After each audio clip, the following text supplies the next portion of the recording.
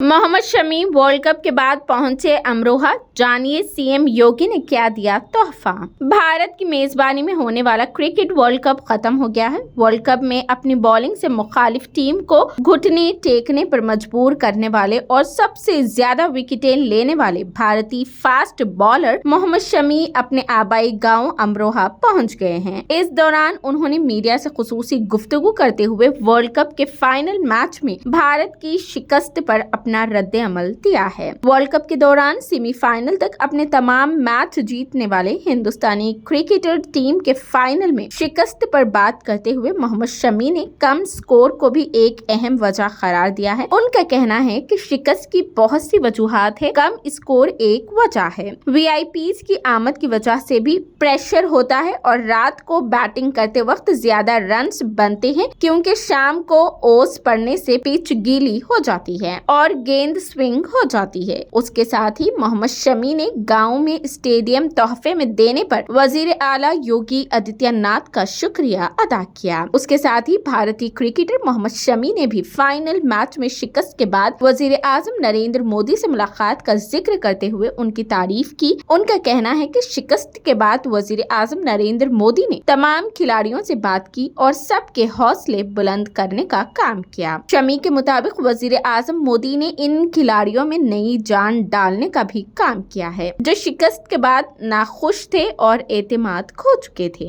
Media से मुलाकात के दौरान मोहम्मद शमी का कहना था कि इस वक्त हम मैच हार चुके थे, ऐसे में जब वजीर आजम आपको एतमाद देते हैं ये अलग लम्हा होता है क्योंकि मोरल गिरता है, फिर अगर आपका पीएम आपके साथ है तो एतमाद बढ़ जाता है। बता दें कि ICC one day world cup 2023 team India के तेज गेंदबाज मोहम्मद शमी के लिए हमेशा यादगार रहेगा। शमी ने सेमीफाइनल में न्यूजीलैंड के खिलाफ 7 विकेटें लेकर तारीख रकम की है। शमी वनडे क्रिकेट में 7 विकेटें लेने वाले वाहिद हिंदुस्तानी गेंदबाज बन गए हैं। शमी ने टूर्नामेंट में सबसे ज्यादा विकेटें यानी 24 विकेटें ली है।